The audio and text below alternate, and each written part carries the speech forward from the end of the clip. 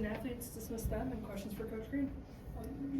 Just an overall gritty, resilient, tough performance by these guys against a really good Nebraska team. And our third quarters have been quarters that we've struggled with a little bit, and we came out of that locker room and we had a ton of energy, intensity, and won that 13-22 to really set the tone, and just made winning plays.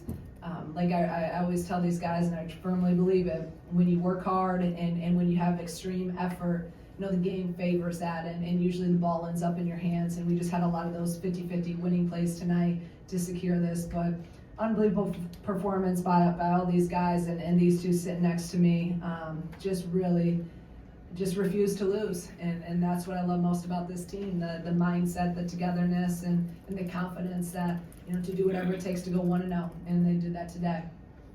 Go ahead and raise your hand, and we'll get your microphone for questions for our student-athletes.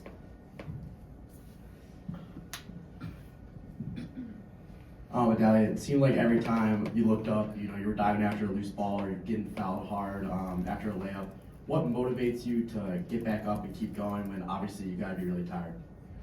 Yeah, first I just want to say praise God, but winning, I want to win so bad, and we have that winning mentality, so I want to do whatever it takes, whether it's diving on the ground and hitting my head or getting a rebound, but when I see that ball, I want it so bad, so I'm going to do whatever to get it. For both of you, Barry, if you could start, you guys, resilience has been a big thing. We've talked to you guys about it, and Kendall gets in foul trouble and Jazz gets hurt. How do you guys keep answering? And then Dal, if you could follow up. I think the biggest thing for us is just staying together as a team. I think when things go wrong, we just come closer together in our huddles and just make sure that we're focusing on the end goal. We know we want to get the win, and we know the things we have to do to get the win. So just focusing on those and not worrying about people in foul trouble or the refs or whatever it is. Yeah, and you're always going to have something that's going to try to get in the way. Unfortunately, Jazz got hurt and we have foul trouble, but like you talked about, that resilience, and we want to win so bad together, and we know we can't let anything get in the way, and it's so hard to win, and it's really hard to have that dog mentality to keep fighting when stuff just comes against you. And we prepare for it, and we're led by a really great coach who wants to win so badly, and she's so confident and so positive, and we just have a good atmosphere that helps us to keep going. Adalia, you had multiple times tonight play, big play on offense, turn around right after, big play on defense. How fast does your mind just switch from offensive focus to defensive focus? Pretty fast. Sometimes not fast enough, but yeah, you gotta celebrate as much as you can, but on defense, you gotta do what you gotta do, and I just want to be the best I can be on defense and give all that I can. And basketball is a fast-paced game, especially at this level, so you gotta have a quick turnaround, and I have it most of the time. Adalia, I wanted to ask you about the inbound that ended with the end one. Just what are you thinking at that point when the ball's just kind of bouncing around? Is it just on instinct, or did you kind of know, how that was going to end up? Oh yeah, that was a part of the play. Okay. No, I'm just kidding. Yeah, I just saw that ball bouncing around because it was really risky with Barry. I'm like, oh crap! But I just saw it. I was like, oh, that's mine. So, yeah. Just like we drew it up. Right. Barry, a really big second quarter for you, and then a big three-pointer late. How have you prepared to maybe come in and have those impacts in those big moments? Yeah, definitely just learning from being on the bench at the beginning of the game, just seeing what the team might need or things that might be open, how the other team's guarding it. So seeing that they were helping in a lot on KD, knowing that pass backs would be open and threes would probably be open for us. So just locking in on that and then being ready to shoot the ball when they pass it to me. For either of you guys, in a season that's been full of so much adversity and injuries already, what's going through your guys' head when you see Jazz start to limp off the court in the second quarter?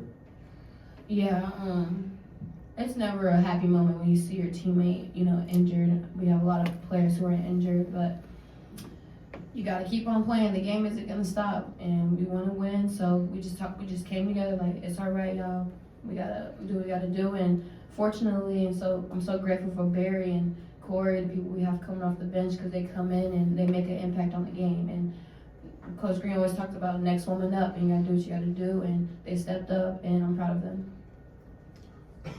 Dal, this was for you. I just wanted to know, just on some of those drives you were making tonight, you and Kendall work really well just on those duck-ins from her. I just want to see what you were seeing tonight on those.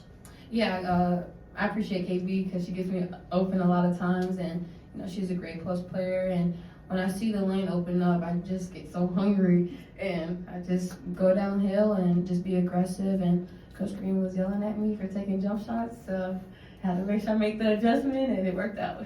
You did a great job. Thank you. For both of you, when the same five play the entire second half, I mean, how much do you rally around each other on the court when maybe like you have to be tired at some point? Yeah, you're right. You're never tired. Yeah. Well, actually, we had our pep talk. Coach Green said we're not tired, and I was like, she's right, we're not. But just that encouragement, like we know we're tired, and we're not tired. But we just gotta come together. Again, like can't let anything get in the way, and you're gonna face fatigue sometime throughout the game. But just having that next play mindset, and thankfully we get some breaks where we can huddle and talk and gather ourselves. But it's just a mindset.